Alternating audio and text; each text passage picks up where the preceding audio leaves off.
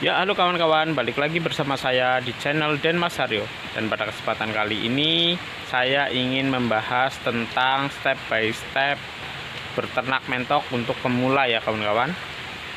Jadi kita harus banyak belajar mengenai berternak mentok sebelum kita memelihara mentok, agar hasil ternakan kita itu berkualitas dan tentunya sangat memuaskan. Seperti apa pembahasan saya mengenai step by step memelihara entok atau berternak mentok untuk pemula? Yuk kita tonton videonya.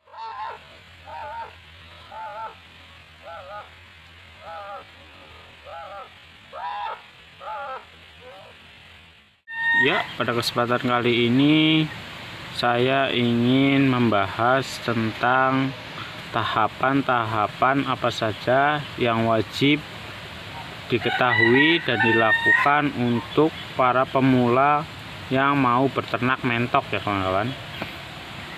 Untuk langkah awal, kita setidaknya harus mengetahui tentang mentok. Jadi kita mempelajari entah itu dari YouTube ataupun dari artikel-artikel yang di internet ataupun tanya langsung ke peternak. Jadi langkah awal kita harus mempelajari dulu sedikit tentang mentok entah itu kepada teman atau lewat internet, lewat YouTube ataupun lewat artikel-artikel di Google ya kawan-kawan. Jadi kita tahu sedikit tentang seluk-beluk mentok. Setelah kita mempelajari seluk-beluk tentang mentok, sedikit belajar tentang mentok, barulah kita men-setup kandang pada mentok. Jadi kita persiapkan dulu sebelum kita membeli mentok yang akan kita ternak, kita persiapkan dulu adalah tempatnya. Jadi kita harus mempersiapkan atau men-setup kandang yang mau buat ternak ataupun mau buat budidaya ataupun mau buat pemeliharaannya. Jadi kita harus persiapkan kandangnya dulu, yang jelas harus nyaman, bersih dan juga tertata dengan baik ya kawan-kawan untuk kandangnya.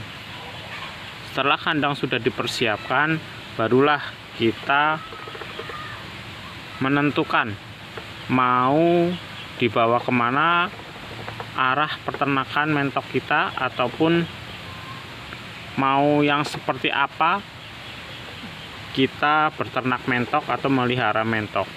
Jadi mentok itu kan banyak jenisnya ya kawan-kawan. Ada yang lokal, ada yang rambon, ada yang jumbo dan lain-lain, ataupun yang jenis hias ya kawan-kawan seperti milenial, jali dan lain-lain ya kawan-kawan. Jadi kita tentukan dulu mau memelihara atau berternak mentok jenis apa ya kawan-kawan. Entah, kalau misalkan kita untuk jenis konsumsi lebih baik ya lokal ataupun rambon, karena harganya yang jauh lebih murah dan juga lebih ekonomis dan mudah dijual ya kawan-kawan.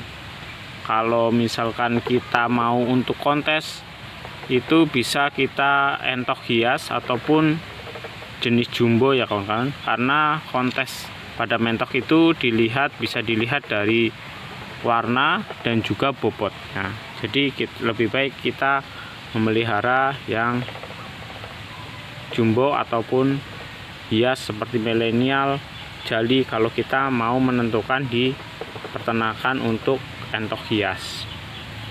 Untuk saran saya sih lebih baik kita memelihara yang jenis jumbo ataupun yang jumbo kapur seperti itu ya kawan-kawan, karena untuk kontes bisa masuk di kelas bobot dan juga untuk konsumsi itu dagingnya banyak, karena ukuran pada mentok jumbo ini relatif besar-besar kawan-kawan. Kalaupun tidak itu, saya rekomendasikan itu ke rambon kawan-kawan, karena kalau Rambon itu juga berukurannya lebih besar, cuma kalau Rambon tidak bisa untuk ikut kontes. Jadi kalau saya rekomendasikan itu kan bisa ikut kontes dan juga bisa untuk konsumsi. Namun banyak peternak-peternak itu untuk konsumsi ya kawan-kawan, karena harga mentok itu kalau di waktu tahun baru ataupun lebaran itu sangat mahal sekali ya kawan-kawan, bisa sampai 2 kali lipat harganya dari harga hari-hari normal. Setelah kita menentukan jenis apa yang mau kita budidaya atau kita ternak atau kita pelihara, barulah kita memilih indukan, yaitu indukan jantan yang berkualitas dan indukan betina yang kualitas. Lebih baik kita memilih atau membeli indukan pada peternak yang jelas.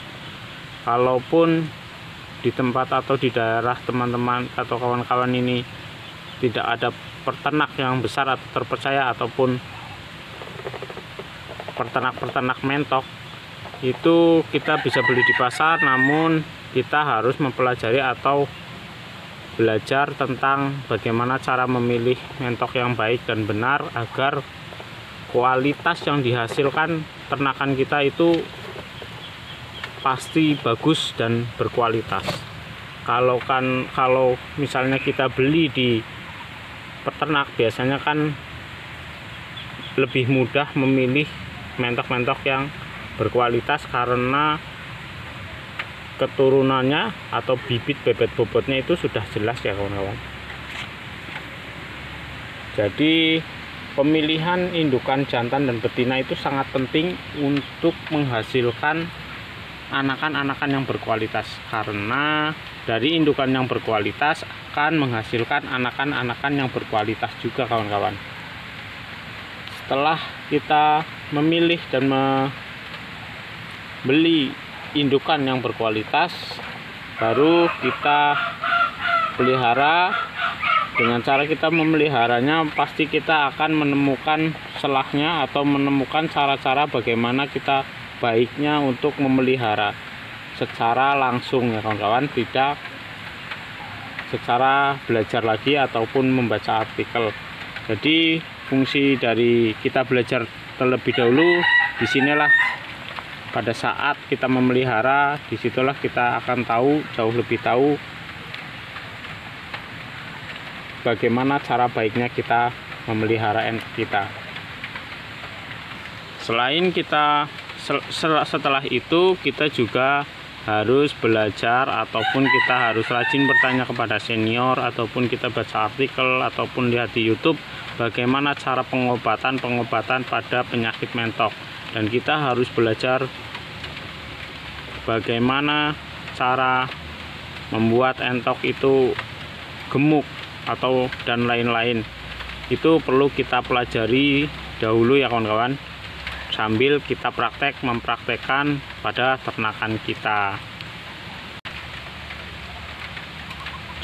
Sebelum mentok-mentok kita itu bertelur ataupun berkembang biak, langkah yang kita lakukan itu kita harus mempersiapkan tempat penjodohannya, tempat untuk berkembang biaknya, dan juga tempat untuk nantinya anaknya. Jadi kita juga harus men-setup kandangnya itu sebelum mentok-mentok kita itu bertelur ataupun menetas. Setelah mentok-mentok kita itu sudah mulai bertelur dan menetas, kita harus mempelajari bagaimana cara merawat mentok, anakan mentok itu agar tidak mudah mati dan lain-lain ya kawan-kawan. Jadi kita harus banyak-banyak belajar mengenai dunia mentok itu step by step. Dari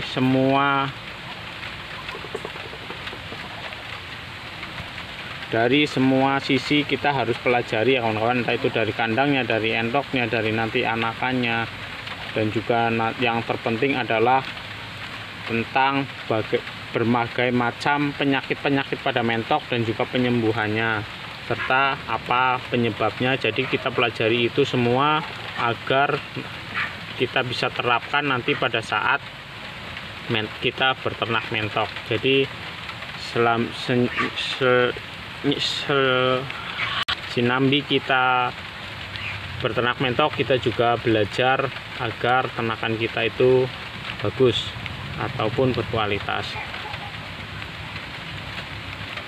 Begitulah langkah-langkah awal ataupun langkah-langkah berternak mentok agar kualitas mentok atau kualitas ternakan mentok kita itu mendapatkan hasil yang maksimal, kawan-kawan.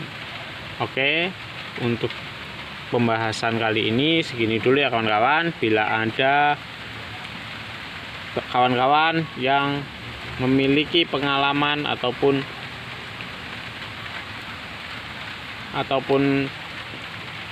memiliki pengalaman tentang mentok, bisa kita sharing-sharing bersama. Tinggal kawan-kawan semua komen di bawah, nanti kita bisa belajar bersama ya kawan-kawan untuk kemajuan mentok Indonesia dan juga kita bisa sukses bersama. Oke, segitu dulu kawan-kawan. Terima kasih.